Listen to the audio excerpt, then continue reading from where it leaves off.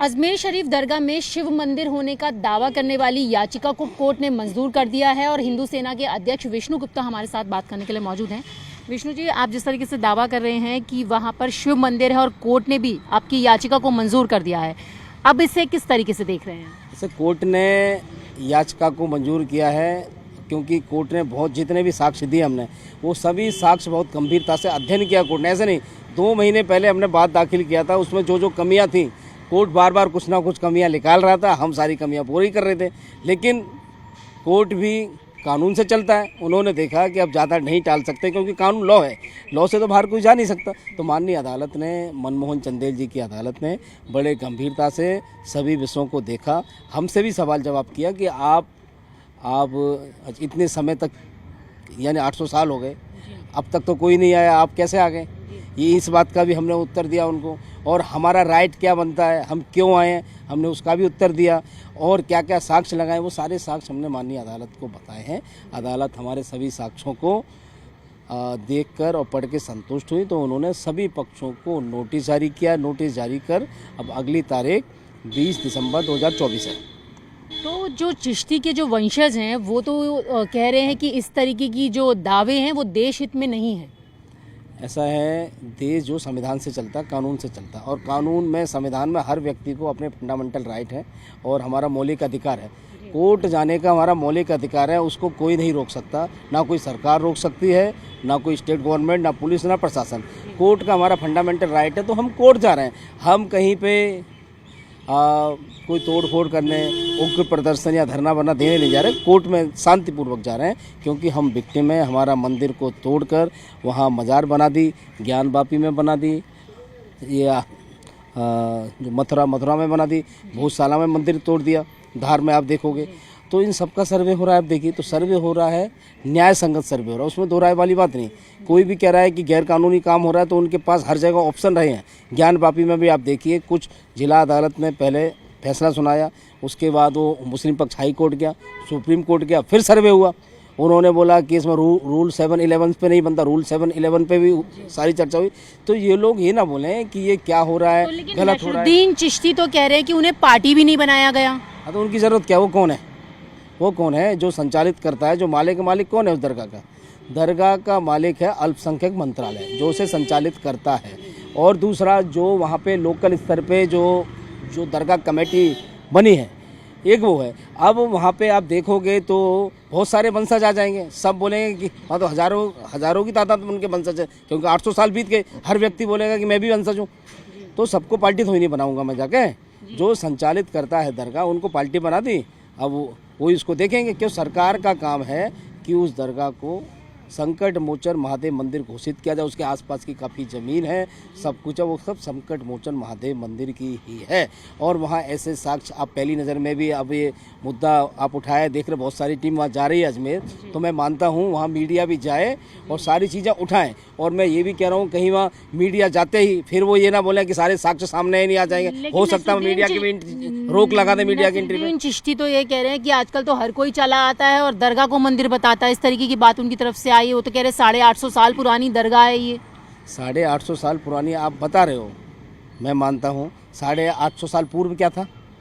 850 साल पहले मोइनुद्दीन चिश्ती साहब यहाँ आए। मोहम्मद गौरी जो आक्रमणकारी था, मुगल था, उसने हमारे मठ मंदिर तोड़े, हिंदुस्तान को लूटा। मोहम्मद गौरी का नाम तो सुना ही होगा सबने, जो पृथ्वीराज चौहान से फाइट की, उसने लड़ाई लड़ी, कितना किया। उसके बाद उन पृथ्वीराज चौहान ने कई बार उसको छोड़ा, फिर धोखे से पृथ्वीराज चौहान जी को मार दिया। ये जो अजमेर है, पृथ्वीराज चौहान जी के नाम से जाना जाता है। और अजमेर के साथ में एक सिटी है पुष्कर शहर, जो कि अपने आप में पुष्कर और अजमेर आध्यात्मिक और धार्मिक सिटी है। वहाँ ब्रह्मा जी का इकलौता मंदिर वही है। तो यहाँ ये जो इस्लाम का तो इतिहास वहाँ है ही नहीं। वो तो 800 साल पहली बात बता रहा है। 800 साल से मानता हूँ है, 800 साल पहले बना दिया, लेकिन 800 साल पहले क्या था? मंदिर था।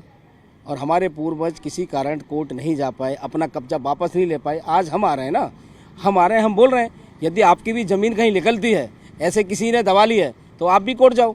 अब यदि आपको कोई ऐसा लगता है कि देश में, दुनिया में कहीं पे भी मस्जिद तोड़ के कोई मंदिर बना लिया गया है, आप दावा करो, और लेकिन हम अब तो- आपके साथ हैं, मिलना चाहिए आपको। जब से आपने ये दावा किया है तब से तो ये बातें भी सामने आने पर लगी हैं कि सस्ती लोकप्रियता पाने के लिए इस तरीके की चीजें हो रही हैं, और संभल का जिक्र भी किया, उन्होंने कहा कि ये तो दुर्भाग्यपूर्ण घटना है।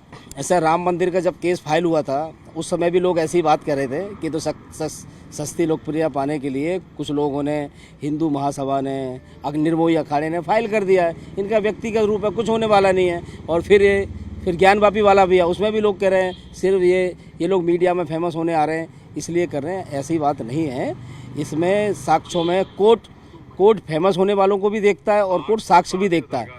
यदि कोर्ट को लगता है कि ये गलत साक्ष्य आ रहे हैं तो कोर्ट हम पे फाइन भी लगा सकता है। जी।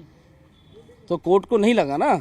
यदि कोर्ट को लग रहा है कि सही लॉ में सही साक्ष्यों के साथ आ रहे हैं, इसीलिए याचिका स्वीकार हुई है। ये तो बोलने वाले तो कुछ भी बोलेंगे। जब उनकी जो कमाई है ना, लाखों करोड़ों कमाई जो हिंदू जनता की ये लोग खा रहे हैं ना, जब उस पर चोट लग रही है कि हमारे हाथ से जाने वाला है, तब उन सबको दर्द हो रहा है पेट में। क्योंकि वहाँ मैंने देखा है दरगाह संचालित तो कर रही गवर्नमेंट, लेकिन गवर्नमेंट के पास 1 रुपया नहीं आता, वो सारी कमाई उनके पास जा रही है। ये सब पेट में दर्द हो रहा है जो माल को लेके, कि वहाँ दुनिया भर से श्रद्धांजलु जो भी आते हैं, जो उनको मानने वाले हैं, जो चिश्ती में आस्था रखते हैं, फिल्म मेकर आते हैं, ये आते हैं, वो आते हैं, वो सब लोग बड़ा मोटा जो चढ़ावा है वो दे रहे हैं। और उसका चढ़ावे का हिसाब किताब मैं आपके चैनल के माध्यम से जानूँ। जब दरगाह भारत सरकार के अंडर है तो उसके चढ़ावे का 1-1 रुपये का हिसाब किताब भी सरकार को रखना चाहिए। जी। अच्छा गुप्ता जी, एक चीज़ बताइए कि लगातार इस तरीके की चीज़ें जो हैं अब सामने देखने के लिए मिल रही हैं, चाहे वो ज्ञानव्यापी हो, संभल की घटना सबने देखी, अब अजमेर की दरगाह में शिव मंदिर की बात सामने आई है, तो ये आखिरकार लगातार अब इस तरीके की चीज़ें क्यों आ रही हैं? जब भी लोग जागते हैं, जब भी बोलते हैं, जब भी जागे उसी समय सवेरा, कि अब कोई बात नहीं, भगवान ने हमें ज्ञान दिया, हमें शक्ति दी कि हम इस केस को फाइल करें। हमने फाइल किया है, बहुत लंबा रिसर्च वगैरह इसमें किया। हमारे साथ कई लीगल एक्सपर्ट भी थे, हमारे वकील भी थे, उन्होंने भी साथ में रिसर्च किया इसको। तो लंबे रिसर्च के बाद सिर्फ अच्छा, आपने ये रिसर्च की बात की है, आपने साक्ष्य दिए हैं, वो क्या मोटा मोटी तौर पे अगर हमें बताएं कि किस तरीके के साक्ष्य आपने बताए? तो साक्ष्य मैंने बताया है कि वहाँ हरविलास शारदा जी की जो बुक है उसमें बहुत सारे साक्ष्य साफ लिखे हैं। जज साहब को हमने पढ़ के सुना, ये चीज़ें हैं, वहाँ जाएंगे तो ये चीज़ें मिलेगा, जो कि साफ दर्शाता है कि ये हिंदू स्ट्रक्चर है, हिंदू संस्कृति है, और ये इस्लाम में नहीं पाई जाती। ना ही कोई मुग़ल बादशाह यहाँ दरगाह है उसमें कुछ नहीं। राम मंदिर की भी बात हो रही, राम मंदिर में भी यही हुआ। जब मस्जिद बनाई थी उन्होंने राम मंदिर तोड़ के, तो उस समय भी बहुत सारे जो साक्ष्य मिले हैं वो भी हिंदू कलाकृति और हिंदू साक्ष्यों को दर्शाते थे, जिस पे माननीय अदालत ने। तो आज मुझे लग रहा है सर्वे से तो किसी को डर नहीं होना चाहिए। यदि साक्ष्य हमारे कम है, ठीक है, तो कोई बात नहीं। जिस व्यक्ति ने वो किताब लिखी है, साक्ष्य दे रहे हैं, उनमें बहुत दम था। वो एक वहाँ के माने हुए लोग हैं, व्यक्ति थे, उनके नाम से वहाँ सड़कें हैं, सरकार ने बनाई हैं, क्योंकि इतने विद्वान आदमी थे। उन्होंने बुक लिखी है, तो उस बुक पे थोड़ी गंभीरता से उस बुक को लेते हुए कम से कम सर्वे करा लें। सर्वे से तो कोई डर नहीं है। मतलब कि आप कह रहे हो कि सर्वे करा लें, और 20 दिसंबर को जो सुनवाई होनी है, हम मांग करेंगे सर्वे तो सर्वे की मांग भी आप करेंगे, तो सर्वे करा लें, तो उसके बाद जो ये विवाद खड़ा है वो कहीं ना कहीं साफ हो जाएगा, आपका ऐसा कहना है? ना, साफ होना चाहिए। हम बताते हैं कि सर्वे हो जाएगा। यदि आपको लगता है कि वहाँ शिव मंदिर नहीं है, सर्वे हो जाएगा। सर्वे हो जाए तो अच्छी बात है। शिव मंदिर नहीं होगा, ठीक है, हम दिल्ली अपने घर बैठे, हमें जाने की क्या जरूरत है भाई। कोर्ट जो फैसला सुनाएगा उसको मानेंगे। यदि हमें लगता है कि कोर्ट ने वहाँ मंदिर है और कोर्ट ने फिर भी वहाँ हमारे पक्ष में फैसला नहीं दिया, इलीगल काम किया, तो हम उसके खिलाफ अदालत जाएंगे।